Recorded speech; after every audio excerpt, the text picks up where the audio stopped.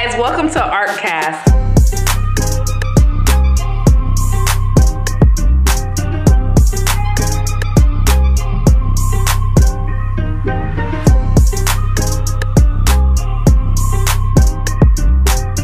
The new podcast for the Ark. I'm your host, Middles, and we also have a couple of hosts, so I'm just gonna kind of go around and let everybody introduce themselves. So, starting with... Oh my gosh.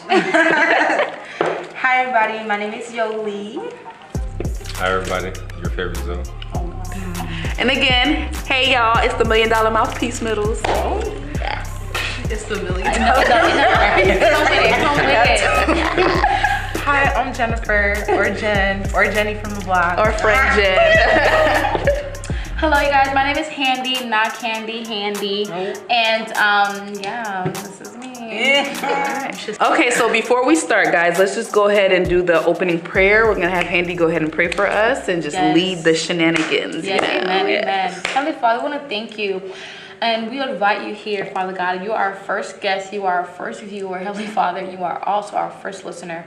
We ask that you take complete control of this podcast, and we ask that you will get glory from this. And we just pray that you just lead the way, and ask that you bless anybody, Heavenly Father, who is tuning in, anybody who's listening, who's watching, wherever they are, whatever they're doing, Heavenly Father. And we thank you for this opportunity, and we thank you. We love you in Jesus' name. Amen. Amen. Well, you know what? Let's start with Pastor did go through a lot of last month, I believe it was. He talked a lot about temptation and testing. So let's just kind of open up with how do you guys deal with temptation, and then after that, we'll do a 2 truths and a lie. Oh yeah. Yeah.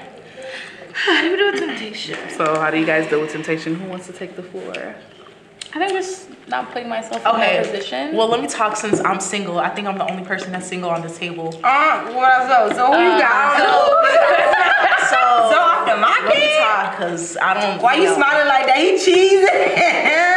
So, okay, Speak for me. as a single Christian, it is extremely, I wouldn't say extremely, it's hard out there. But how I try to deal with temptation is I'll try to keep myself busy. Like if it's like studying, or if it's not something where it's like doesn't require me to do too much work, like something like more of the free time, like I'll take myself out to like go to the beach, or I used to have somebody stole my roller skates. So, but I used to I used to skate around the park and listen to my music. I love doing that. That's great too. Yeah, somebody stole it. Somebody stole it out of the car.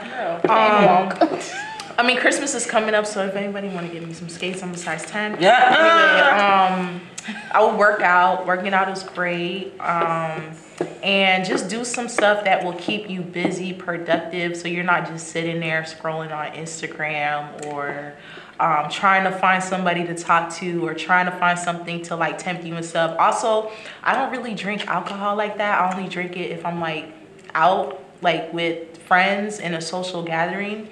Cause you know, I hear people say like, oh yeah, I'm gonna go home and get a glass of wine, but I don't do that. I don't know. I'm not really, that's not my thing. Or I'm not really like tempted to drink like that. But I think the best thing to do is to like try not to put yourself in a situation where you know you'll get tempted, because when that happens, you know, things go down and you might regret it, or it might be a continuous thing where you don't know how to get yourself out of it. So just keep yourself busy, but do positive things that will keep you busy from Like people say, like, oh, I'm strong. You're not. I mean, you're not that really strong. Like, if you keep putting yourself in that predicament, you're going to fall.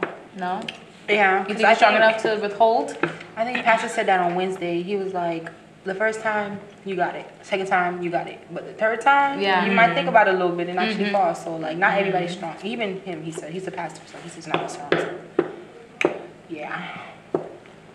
We all looking for you to answer, because apparently you're not single like Jen. So what's up? Yeah, I heard that. Well, Jennifer has to speak for herself. I did speak for myself. I said I'm the only person single is here. So. I thought you were single, though. Yeah, so. Not checking for status. The way I deal with temptation, I just don't put myself in that type of situation. Like if I know I could be tempted, I just avoid it altogether. But can you really always avoid temptation? That's the thing. Because what I notice, if I'm like, you know what, I'm just not going to reach out to people. I'm not going to text nobody. And then, as soon as I'm like in my moment, I'm focused on myself. It's always the ones that, hey, how you doing? Hey, big head. What you doing right now? I miss you, big Or head. something, you know what I mean? I'm just like, man, I'm not trying to talk to nobody. It's usually when you get really content and peaceful where you're at, as far as like, let's just take temptation as, sex or something like that. The not sinning part, that's when. So let's just say, okay, you decide that I'm going to be abstinent or celibate for a while, right? And so you're not doing anything to tempt you as far as like, you're going to church or you're participating in church activities, and then, you're taking yourself out on dates, you're doing self-care. But don't you think when you feel like you're very content, that's when, oh my gosh, a new guy walks into church and it's like, and he's interested in you. Do you feel like that's temptation, or do you feel like, it's okay for you to pursue that? Can I go? I think it's okay.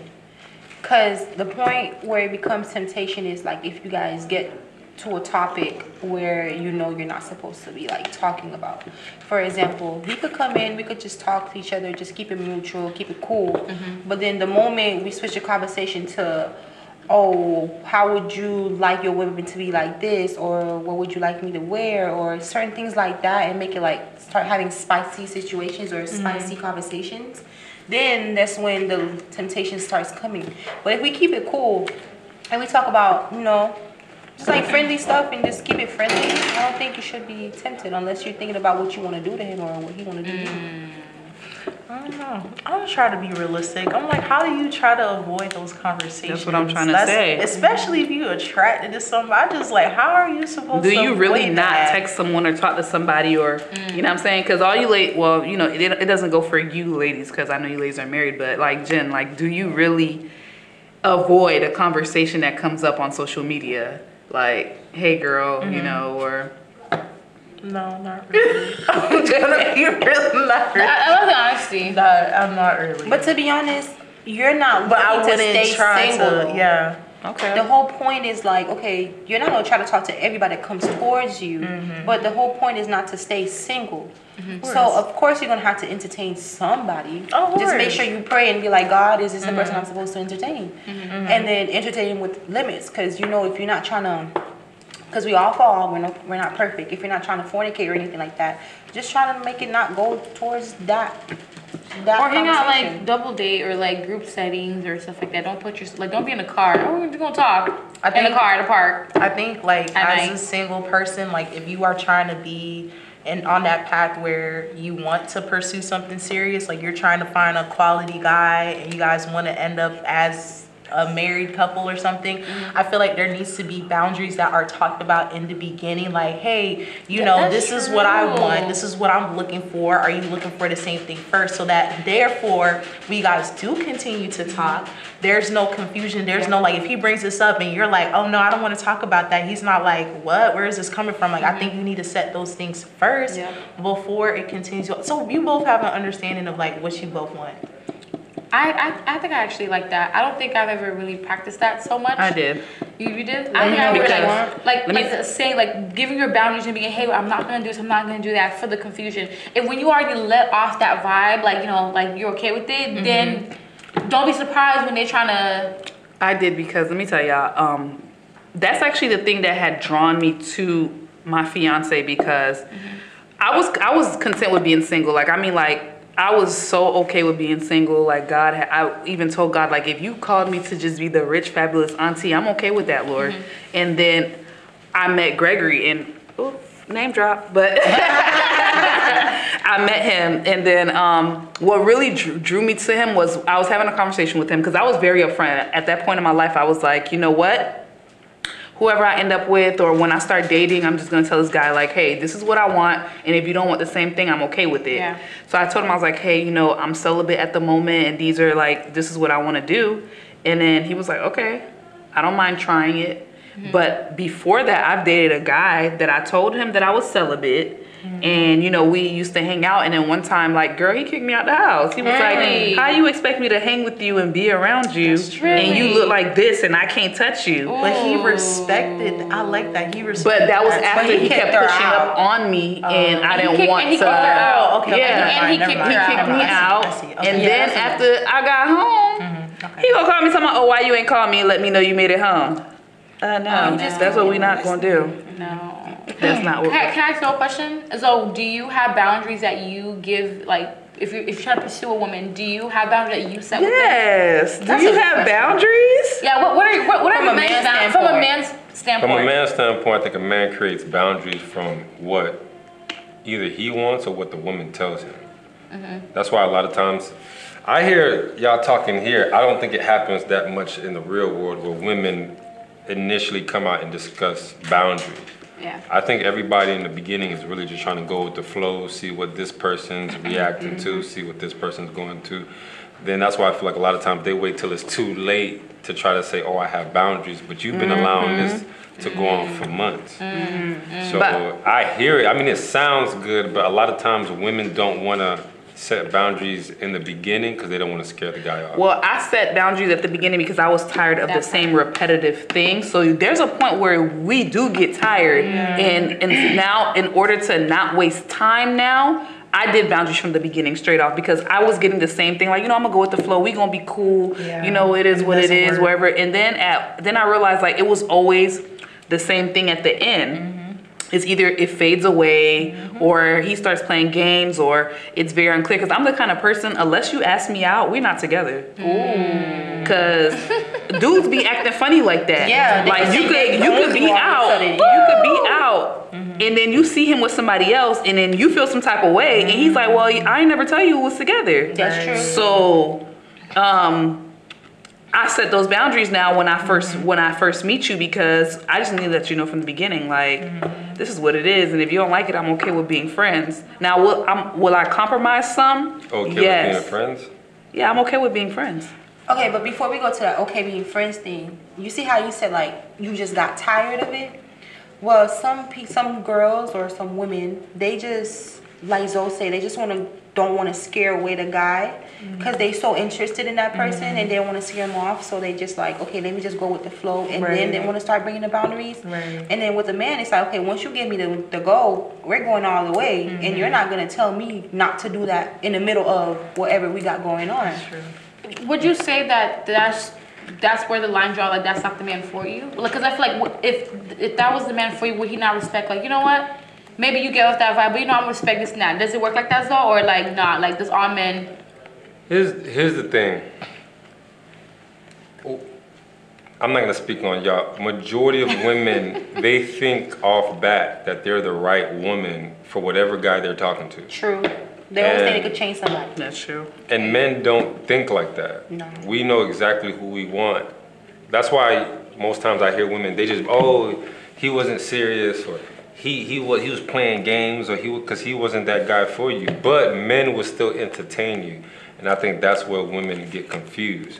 Oh, he called, he takes me out. Yeah, that's what you're supposed to do. Oh, he was doing this and he was doing that. That's what he's supposed to do. But does he actually want you? And I think that's where I think women kind of fall off at. Would that not be misleading? No. That's what I was saying. That's it. So you leading me on, making me not necessarily, because you're coming along. Okay, I'm coming along because like it sounds good. Like, come on, you want to bring me flowers, bring me out to movies. Who doesn't want a good dinner? It's making me feel like, oh wow, like maybe he's interested. Cause like, okay. like, you know. But this is my thing with like what you're saying though about the whole texting the girl and stuff. First of all, if I know I do not want this guy, I know there is no future. I don't want no parts of you. I am not gonna text you like that. I'm not gonna communicate with you like that. Like, I'm not gonna mislead you at all. Like, I'm not. You text me, I'll be like, hey, how you doing? You text me back. I'm just not even gonna. Are we speaking in general? Let alone spend I'm talking like yes, in general. Like, in general, I don't think that's true. There's a lot of women who go out with guys they're not interested in. That's crazy. Okay, yeah, that's true. Let me tell you why. I've done it before. Just for sense of company. Just so he can leave me alone. Just for sense of say, company. okay, you know what? Okay. Or like if we're just friends, nothing more. Isn't that like wasting your time though? Sometimes, let's believe it or not, some women, they want to be like dude too. Some women are not that serious. They don't want to take something serious yet. Oh, that's true. But I'm talking about the ones that do want to be in something serious. Like, why try to entertain or try to? They wouldn't do that. Somebody is serious. The game is so messed up now. You have a group of people who's playing around. You have a group of people who are serious, and you don't know. And they're all in the same batch, and we're all trying to treat everybody the same. And I'm gonna take this person serious, and I'm gonna play around with this person, and everybody's doing it to everybody. It's to the point where you really have to take a step back and be like, this is what I want, and this is what I'm gonna accept. But I do feel like women entertain men and go on dates just for food, or they just text guys. They do. For a free meal. It do happen like that. I don't know.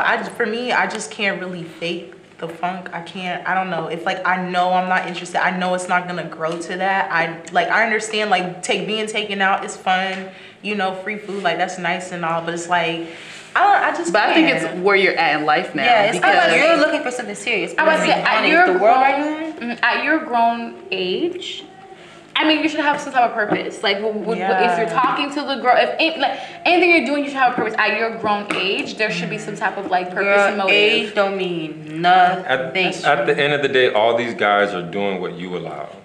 Whatever you can say what you want, say however, whatever he's doing with you, you're allowing. That's why I hear a lot of girls, oh, I wasted my time, but you were having fun. You were enjoying yourself. It just didn't go where you wanted it to go. You should have been cut it off, because there's, Pastor preached about that one time. There's always exit signs. And I feel like women look dead at the exit sign and just keep going. Well, you know why? Because some women feel like they can change men into, and if we're just gonna give him some time and he's gonna come around. And so if it doesn't work out, is it the guy's fault or is it the woman's fault? It's nobody's fault. It's both of them. The women should take accountability and be like, hey, like, or not even that. I never hear women take accountability. I just hear men get bashed. You right.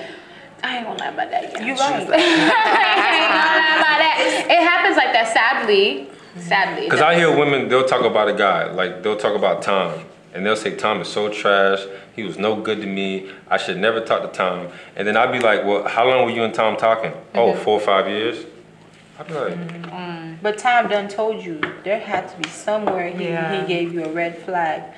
But like we said, we always want to change them. And like you said before, every single person, well, if somebody's trying to take if a female is taking you serious, whoever they talk to, they feel like you're their last stop. But for men, I realize they could go through all of us through the table and none of us is their last stop. And then they just meet a random girl out there and just fell in love. And then you're over here questioning yourself, what did I do wrong? Like, what don't I have? And you're just looking at them, comparing yourself to them. You didn't do anything wrong. You just did it for the wrong person.